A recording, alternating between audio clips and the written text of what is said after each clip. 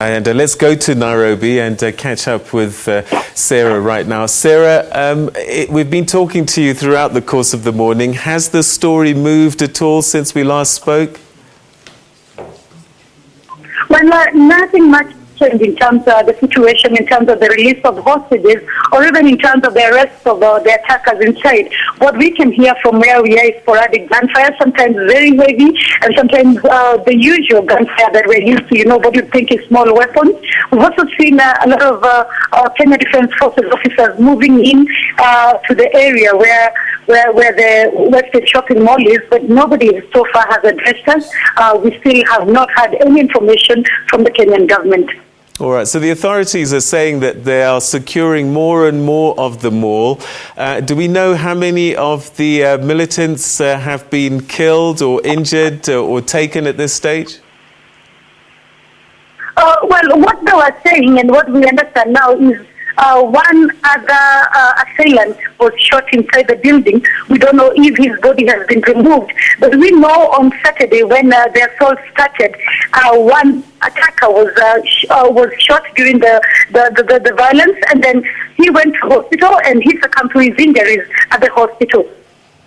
All right, we know that the president spoke yesterday, and one story that's come through is that he too had a personal loss in this attack.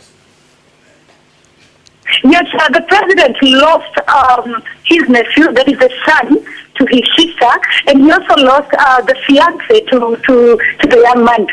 Incidentally, we are also understanding now that indeed the president's son was inside the building at the time of the attack, that he was among the first to escape. And so probably the reason why it took so long for the president to brief the nation, because the president was only briefing Kenyans almost 8 hours after the attack at the Westgate Mall. Give us a sense of how important this particular mall is in relation to Nairobi, because they would have chosen this quite carefully, these militants.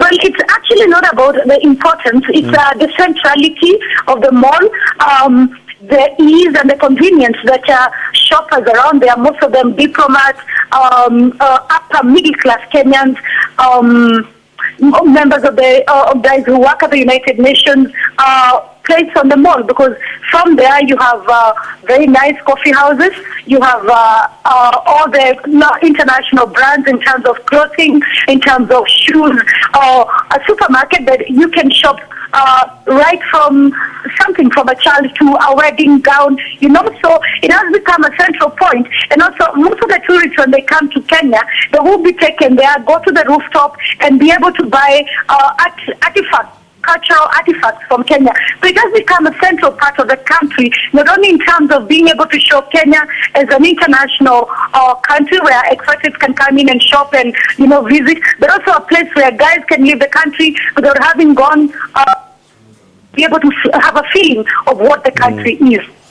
Tell us some of the stories that are starting to come through from perhaps the survivors of this attack, and what have they been saying? The people we spoke to a South African woman who actually saw the attackers coming to one of the popular coffee houses there. She says they came in shooting at random. In fact, she calls it shooting like crazy. They say they were under chairs for 1.5 hours and the shooting did not stop. Other people at the Nakuma supermarket on the next floor saying that the assailants came in to the vegetable area and continued shooting and ordering people to lie down. The footage that you're now showing, that is exactly how it was. Random shooting, crazy shooting, all of it coordinated from the ground floor all the way up to the rooftop, where over 100 children were holding a cooking competition organized by a popular Kenyan Asian radio station here in the country. We've just seen some images of people donating blood. This has been a call from the president. I would imagine, as tragic as it is, this has brought Kenyans closer together in some way. It has brought Kenyans together. Kenyans are united in grief. Yesterday we had images of thousands of Kenyans donating blood. We had thousands of people coming up What can we do? Doctors giving their services for free, counselors coming out to give their services for free. And incidentally, the area that we are in, apart from the members of the diplomatic corps, there is also a very huge population of the Kenyan Asian community. And we saw serious unity where they were able to line themselves up on the roads, directing people who are affected, directing families, coordinating even operations at the hospitals. So it has brought Kenyans together. You're right, Peter. All right, Sarah, we'll leave that there for the time being. It certainly is a story that continues to unfold even as we speak, and we'll keep you up to date with that throughout the course of the day on our 24-hour news channel. Right now, let's find out what's... let's go back to you, Ayanda.